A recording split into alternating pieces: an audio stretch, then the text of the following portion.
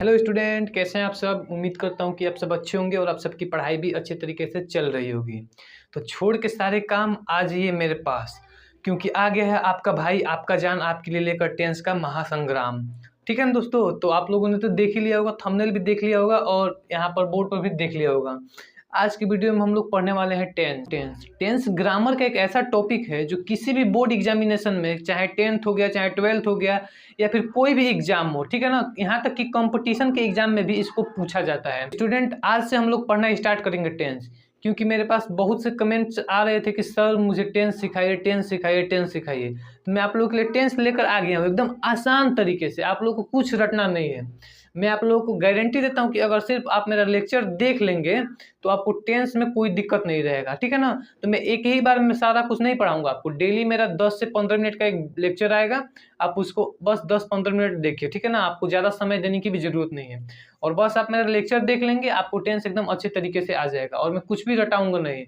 आप लोग बैठे बैठे टेंस मतलब लगा टेंस बना लेंगे, ट्रांसलेशन कर लेंगे। ठीक है ना।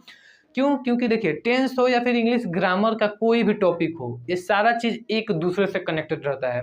अगर पहले चीज आपको समझ में आ गई तो दूसरी ऑटोमेटिक समझ में आ जाएगी। लेकिन मेन बात क्या है कि आपको पहली चीज जो है वो समझ में आनी चाहिए। ऐसे ही टेंस है। अगर मान लीजिए कि आपकी शादी हो गई और आपका बच्चा हो गया।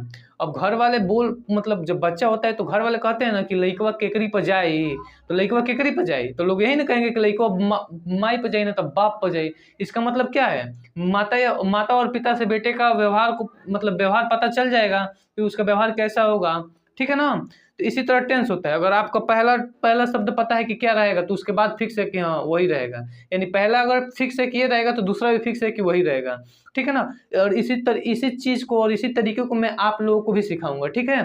तो एक बार आप लोग मुझ पर विश्वास करके इस वीडियो को पूरा देख लीजिए। उसके बाद अगर समझ में आ जाएगा तो आप अगले वीडियो को देखिएगा। ठीक है ना। और हमारे चैनल को सब्सक्राइब कर लीजिए, क्योंकि लिखने में बहुत ज़्यादा मेहनत लगता है। ठीक है ना। और मेरे मोबाइल का जो कैमरा है इसकी क्वालिटी थोड़ी ख़राब भी है। तो कैमरे की क्वालिटी थोड़ी सी मतलब अच्छी नहीं है, लेकिन मेरा कॉन्सेप्ट की क्वालिटी एकदम मस्त है। ठीक है ना। तो आप कॉन्सेप्ट देखिएगा, थोड़ा जूम कर लीजिएगा या फिर क्वालिटी को इन्हेंस कर लीजिएगा। ठीक है ना। तो चलिए हम लोग पढ़ना स्टार्ट करते हैं टेंस। और एकदम मैं आसान से बताऊंगा, एकदम आसान तरीके से बताऊंगा, कोई दिक्कत नहीं होगा। ठीक है ना। आप लोग एक एक चीज़ों को अच्छे तरीके से समझते चलिएगा। ठीक है। तो देखिए हम लोग क्या पढ़ रहे हैं, टेंस। ठीक है ना। तो सबसे पहले तो हम समझ लेते हैं कि टेंस और टाइम में क्या डिफरेंस होता है। ये जो मैंने पीछे लिखा है ये सिर्फ आप लोग के लिए, आप लोगों के नोट्स के लिए लिखा है। ठीक है ना। नहीं तो ऐसे मैं बोलूंगा तो आप लोग लिख नहीं पाएंगे। तो आप लोग ये नोट भी करते जाइएगा। जिस जिस टॉपिक को मैं पढ़ा दूंगा उसको नोट कर लीजिएगा, क्योंकि नोट करने से फ़ायदा ये होता है कि अगर आप कभी भूल भी जा रहे हैं तो ये रहेगा तो आपको याद रहेगा। ठीक है ना। तो आप इसको नोट भी करते चलिएगा, या फिर स्क्रीनशॉट ले लीजिएगा और जब खाली होंगे तब नोट कर लीजिएगा। वैसे मेरे पढ़ाने में नोट करने की ज़रूरत होती नहीं है, लेकिन आप लोग अपने सुविधा के लिए कर लीजिएगा। ठीक है। तो चलिए अब हम लोग टेंस को पढ़ना स्टार्ट करते हैं। लेकिन उससे पहले हम लोग समझ लेते हैं कि टेंस और टाइम में क्या डिफरेंस है। ठीक है ना। क्या समझेंगे कि टेंस और टाइम में क्या डिफरेंस है। कुछ बच्चे ऐसे होते हैं जो इन दोनों चीजों को एक ही मान लेते हैं, लेकिन इसमें भी डिफरेंस होता है। कहीं कहीं ये दोनों बदल भी जाते हैं। ठीक है। एक ही नहीं होते हैं। तो देखिए सबसे पहले मैंने टाइम को क्या लिखवाया है, यह एक प्राकृतिक अवधारणा है। ठीक है ना। तो देखिए, तो यह एक प्राकृतिक अवधारणा है। प्राकृतिक अवधारणा का मतलब है नेचुरल कॉन्सेप्ट, यानी कि इसको टेंस से कुछ लेना देना नहीं होता है। बस आप इसको देखते हैं वही टाइम है। जैसे कि आप घड़ी में देखते हैं तो वही टाइम है, आप कहीं कैलेंडर में देखते हैं तो वही टाइम है। इसको ग्रामर से कोई मतलब नहीं है। अगर आप बोल रहे हैं कि मैं खाना खा रहा हूँ, ठीक है, या फिर मैं खाना खा रहा हूँ, अगर पूछ रहे कि टाइम क्या है तो प्रेजेंट है। आप उसको कंटिन्यूअस नहीं बोलेंगे, बस पर टाइम क्या है, प्रेजेंट है। अगर आप बोलेंगे कि मैं सोया हूँ तो टाइम क्या है, तो पास्ट है। अगर आप बोलेंगे कि मैं जा रहा हूँ तो टाइम क्या है, प्रेजेंट है। अगर आप बोलेंगे कि मैं जाऊंगा तो टाइम क्या है, फ्यूचर है। इसमें टेंस से कोई लेना देना नहीं है, ये बस टाइम है। टेंस में चीजें थोड़ी बदल जाती हैं। ठीक है ना। अब देखिएगा, अब देखिए, अब टेंस आइए, टेंस को समझते हैं। तो टेंस क्या है, एक व्याकरणिक अवधारणा है, यानी कि इसमें व्याकरण के टर्म आता है। ठीक है ना। और ये पूरी तरीके से इंग्लिश ग्रामर से कनेक्टेड है, यानी कि इसका संबंध पूरी तरीके से इंग्लिश ग्रामर से ही है। ठीक है। जैसे जैसे मैं बोलूं कि अगर मैं बोल रहा हूं कि मैंने खाना खाया, तो बात कब की हो रही है, पास्ट की। अब इसको हम बनाएंगे तो क्या हो जाएगा, आई एट फूड। ठीक है ना। क्या हो जाएगा, आई एट फूड हो जाएगा। तो इसको मैंने किस में ट्रांसलेट कर दिया, पास्ट में कर दिया। लेकिन अगर मैं बोलूं कि कल मैं दिल्ली जा रहा हूँ, कल मैं दिल्ली जा रहा हूँ, तब इसको ट्रांसलेट करेंगे तो क्या कल जा रहा हूँ तो फ्यूचर में बना देंगे? नहीं, इसको किस में बनाया जाता है? प्रेजेंट में बनाया जाता है। तो क्या बनेगा? कल मैं दिल्ली जा रहा हूँ, यानी कि I am going to Delhi tomorrow, ठीक है ना। तो देखिए टेंस और ग्रामर बहुत बारीकी चीज है। तो टेंस का मतलब ना, टेंस ऐसा नहीं है कि जो बात जिस समय में बात चल रही है उसी समय में ट्रांसलेट हो। अगर कभी कभी ऐसा भी होता है कि बात फ्यूचर की चल रही होती है, ट्रांसलेट हम लोग किस में करते हैं? प्रेजेंट में करते हैं। ऐसे ही किसी और समय की बात चल रही होती है, हम लोग किसी और समय में ट्रांसलेट कर देते हैं। तो यही जो ट्रांसलेट कर रहे हैं किसके नियम से करते हैं? तो टेंस के नियम से करते हैं।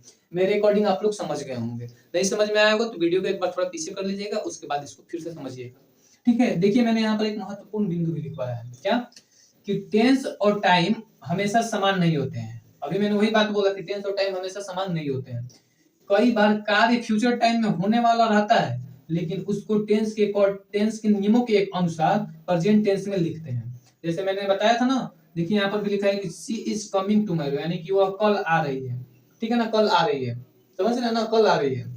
तो यानी कि यह क्या हो जाएगा? आपका प्रेजेंट में बना है, और हम इसका हिंदी अर्थ निकाल रहे हैं तो समय क्या आ रहा है? कल आ रहा है, ठीक है ना। अब देखिएगा, अब यहाँ से हम लोग का टेंस शुरू होता है। यहाँ से क्या शुरू होता है? टेंस शुरू होता है। तो सबसे पहले हम लोग टेंस के बारे में कुछ जान लेते हैं कि टेंस की उत्पत्ति कहाँ से हुई है। तो मैं बता दूं आप लोग कि टेंस की उत्पत्ति एक लैटिन वर्ड होता है टेम्पस, उसी से हुई है। और उस टेम्पस का मतलब क्या होता है? टाइम, ठीक है ना। देखिए मैंने यहाँ पर लिखाया है, आप लोग नोट करते जाइएगा, ठीक है। तो देखिए ये डिफिनेशन क्या बोल रहा है कि tense is that form of a verb which shows not only the time of an action but also the state of an action और इवेंट। अब देखिएगा यहाँ पर इसका कहने का क्या मतलब है कि जो टेंस होता है ना, वो सिर्फ क्रिया के समय को नहीं दिखाता है कि क्रिया कब हुई है, यानी कि एक्शन कब हुआ है, काम कब हुआ है। वो सिर्फ ये नहीं दिखाएगा काम प्रेजेंट में हुआ है, पास्ट में हुआ है, फ्यूचर में हुआ है, बल्कि ये दिखाने के साथ साथ ये भी दिखाएगा ना कि काम का अवस्था क्या है, काम कितना हुआ है, ठीक है ना, आधा हुआ है कि पूरा हुआ है कि हुआ ही नहीं है कि चल रहा है अभी। तो टेंस क्या दिखाते हैं? मुख्यतः दो चीजें दिखाते हैं। पहला कि कार्य का समय क्या है, कार्य का समय क्या है, यानी कि क्या कार्य का समय क्या है, यानी कि टाइम ऑफ एन एक्शन। क्या सिखाता है कि कार्य का समय क्या है, यानी कि टाइम ऑफ एन एक्शन। यानी कि पहला चीज तो ये बताता है। दूसरा चीज क्या होता है कि स्टेट ऑफ एन एक्शन, यानी कि उस कार्य की अवस्था क्या है, वो कितना पूरा हो गया है, पानी से पूरा हो गया है, ज्यादा पूरा हो गया है, या फिर पूरा ही नहीं हुआ है, ठीक है ना। तो अब बस इतना याद रखिएगा कि टेंस दो चीज बताता है। क्या? पहला चीज बताएगा आपको टाइम ऑफ एन एक्शन, यानी कि कार्य कब हो रहा है। दूसरी चीज क्या बताएगा? स्टेट ऑफ एन एक्शन, यानी कि स्टेट मतलब कार्य की अवस्था क्या है। तो टेंस दो चीज बताता है। पहला चीज टाइम ऑफ एन एक्शन, दूसरा चीज स्टेट ऑफ एन एक्शन। और इन्हीं दो चीजों को हम लोग को पढ़ना है। इसी दो चीज में सब कुछ आ जाता है, ठीक है ना। तो अब देखिए हम लोग पहला पढ़ना स्टार्ट करते हैं। तो फर्स्ट पार्ट इसका क्या है? Time of an action. Time of an action समझ में आ रहा है? तो अब देखिए इसके मदद से हम टेंस को वर्ब के फॉर्म से पहचानते हैं। इसका काम बस यही है ना कि ये हमें बताएगा कि टेंस का मतलब किस समय में लिखा गया है, यानी कि उसका समय बताएगा। टेंस का क्या बताएगा? समय बताएगा। कैसे? जैसे मैं अगर लिख रहा हूं ही प्लेज क्रिकेट, ठीक है ना, ही प्लेज क्रिकेट। और दूसरा मैं लिख रहा हूं ही बॉट अ पेन। समझ में आ गया? तो मैंने यहाँ पर दो सेंटेंस लिखा है। तो फर्स्ट पार्ट क्या बताता है? एक्शन, यानी कि कार्य किस समय में लिखा गया है, यानी कि किस समय में हुआ है, ये पार्ट बताता है टाइम ऑफ एन एक्शन। तो हम लोग क्या करेंगे? हम लोग पहचान लेंगे इस टाइम ऑफ एक्शन की मदद से, हम लोग पहचान लेंगे कि कौन सा टेंस है। बस इसको आप समझिएगा। अब बस इतना ही समझिए कि हम इसके अगर हम मुझे पहचानना होगा कि प्रेजेंट टेंस है कि पास्ट टेंस है कि फ्यूचर टेंस है, तो हम लोग किसका यूज करेंगे? Time of an action. और ये क्या कहता है कि आप डायरेक्ट वर्ब को देखिए। टाइम ऑफ एन एक्शन क्या कहता है कि आप डायरेक्ट वर्ब को देखिए। मैं बता दूंगा कि किस टेंस में लिखा गया है। बस आप लोगों को इतना ध्यान रखना है। क्या ध्यान रखना है? कि जब भी आप लोगों को पता करना हो कि सेंटेंस को किस टेंस में लिखा गया है, तो टाइम ऑफ एन एक्शन कहता है कि तुम डायरेक्ट वर्ब देखो कि वर्ब का फॉर्म क्या है, ठीक है ना। वर्ब का फॉर्म ही बताता है कि टेंस सेंटेंस को किस टेंस में लिखा गया है। तो यहाँ पर अगर हम वर्ब का फॉर्म देखें तो फिफ्थ फॉर्म है। तो कभी भी जब फिफ्थ फॉर्म आता है तो वो कौन सा टेंस होता है? प्रेजेंट इंडेफिनिट टेंस होता है। तो ये आपका हो गया प्रेजेंट इंडेफिनिट। अगर यहीं पर आप यहाँ पर देखेंगे, यहाँ पर जो वर्ब है बोट, ये किस फॉर्म में है? तो ये सेकंड फॉर्म में है। तो जब भी सेकंड फॉर्म रहता है तो कौन सा टेंस होता है? पास्ट टेंस, मतलब पास्ट टेंस होता है, ठीक है ना। तो किस टेंस में लिखा गया है? पास्ट टेंस में लिखा गया है। तो टाइम ऑफ एन एक्शन क्या कहता है? टाइम ऑफ एन एक्शन बोलता है कि तुम डायरेक्ट वर्ब पर देखो, टेंस पहचान में आ जाएगा, ठीक है ना, कि किस टेंस में लिखा गया है। ये थोड़ा आसान था, इसको तो आप लोग अच्छे तरीके से समझ लेंगे। अब जो दूसरा पार्ट है ना इसका, सेकंड पार्ट, ये क्या है? स्टेट ऑफ एन एक्शन, यानी कि क्रिया की अवस्था, काम की अवस्था की कितना हुआ है, कितना नहीं हुआ है, कब होगा, मतलब यही सब बताएगा। तो सबसे मुश्किल यही है और इसी की वजह से टेंस लेंदी हो जाता है, ठीक है ना, समझ रहे हैं। देखिए कैसे ये क्या करता है, काम की अवस्था को बताता है। काम की अवस्था से क्या मतलब? काम कितना हुआ है, काम चल रहा है कि काम हो गया, ठीक है, कि काम आधा हो गया है आधा चल रहा है, तो इसी चीजों को बताता है। और किसी भी काम की मुख्यतः 4 अवस्थाएं होती है। कितनी अवस्थाएं होती है? 4। कौन कौन सी? तो पहली अवस्था होगी इंडेफिनिट, दूसरी अवस्था होगी कंटिन्यूअस, तीसरी अवस्था क्या होगी? परफेक्ट, और चौथी अवस्था क्या होगी? परफेक्ट कंटिन्यूअस, ठीक है ना। क्या होगी? 4। तो देखिए इंडेफिनिट का मतलब होता है अनिश्चित स्थिति, मतलब हमको कुछ पता ही नहीं, काम हुआ है, कितना हुआ है, कितना नहीं हुआ है, क्या होगा कि नहीं होगा, इसके बारे में कुछ पता नहीं, वो अनिश्चित ही है, ठीक है ना। दूसरा स्थिति क्या है? कंटिन्यूअस, यानी ये बताता है कि काम जारी है, यानी कि काम चल रहा है, अभी काम हो रहा है। अब ये नहीं पता है कि होगा कि नहीं होगा, लेकिन ये पता है कि हाँ काम को शुरू कर दिया गया है, काम हो रहा है, ठीक है ना।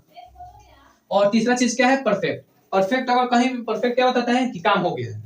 अगर आप किसी काम को कर रहे हैं और वहां पर परफेक्ट मतलब परफेक्ट का यूज कर देंगे तो यानी कि वो काम कंप्लीट हो गया है, अब वो काम थोड़ा भी नहीं बचा है, शुरू हुआ और खत्म हो गया है, ठीक है ना, तो ये परफेक्ट है। और चौथा चीज क्या है? Perfect continuous. तो परफेक्ट कंटिन्यूअस क्या बताता है? इस समय के साथ जारी स्थिति में है, यानी कि कुछ पूरा हो गया है, कुछ चल रहा है। परफेक्ट का मतलब क्या होता है? परफेक्ट का मतलब ऊपर लिखवाया है मैंने कि पूरा हो गया ना, मतलब पूरा हो जाना। कंटिन्यूअस का मतलब जारी स्थिति में होना, यानी कि कुछ मतलब कुछ पूरा हो गया है और कुछ पूरा हो रहा है, तो क्या होता है? परफेक्ट कंटिन्यूअस होता है। और यही आपका मेन है। बस आप इतना चीज को पढ़ लेंगे और इतनी चीज को समझ लेंगे, टेंस आपका खत्म, कोई टेंशन नहीं है। समझ में आ गया? तो देखिए अब थोड़ा सा यहाँ पर मैंने ये लिखवाया है, इसको भी समझ लीजिएगा क्योंकि सबसे मेन इंपॉर्टेंट यही है, ठीक है ना। तो यहाँ पर क्या लिखवाया है कि अगर कहीं भी आप लोग को इंडेफिनिट वर्ड दिखाई देते और वहां पर हम लोग को वर्ब का फॉर्म लगाना हो कि कौन सा फॉर्म आएगा वर्ब का, तो वहां पर हम लोग क्या लगाएंगे? नॉट प्लस V1, ये हमेशा याद रखिएगा, ठीक है ना। दूसरा चीज क्या है कि अगर कहीं भी आपको कॉन्टिन्यूअस दिखाई देते तो वहां पर हम लोग वर्ब का फोर्थ फॉर्म लगाएंगे, ठीक है ना। क्या लगाएंगे? वर्ब का फोर्थ फॉर्म लगाएंगे। और अगर कहीं भी परफेक्ट दिखाई देते तो वहां पर हम वर्ब का थर्ड फॉर्म लगाएंगे, ठीक है। और कहीं भी अगर परफेक्ट कंटिन्यूअस दिखाई देते तो वहां पर हम लोग बीन प्लस वर्ब का फोर्थ फॉर्म लगाएंगे। अब ऐसा क्यों हो रहा है कल के लेक्चर में मैं आप लोगों को बताऊंगा, ठीक है ना। तो आज का लेक्चर थोड़ा लंबा ना हो जाए इसीलिए मैं इसको यहीं पर क्लोज कर रहा हूँ। अगर वीडियो आप लोगों को थोड़ा भी पसंद आया तो प्लीज एक लाइक कर दीजिएगा और हमारे चैनल को सब्सक्राइब कर लीजिएगा। इंग्लिश ग्रामर का कोई भी टॉपिक बचेगा नहीं, ठीक है ना। आप लोग को एकदम अच्छी तरीके से समझा दूंगा मैं और फनी वे में समझाऊंगा, ठीक है ना, फनी वे में समझाऊंगा, थोड़ा भी याद करने की कोई जरूरत नहीं है। और बस आप इसको लिख लेंगे तो फायदा ये होगा कि आप लोग अगर कभी भूल भी जाएंगे तो आप लोग को याद आ जाएगा, ठीक है ना। तब तक के लिए आप लोग का बहुत बहुत धन्यवाद।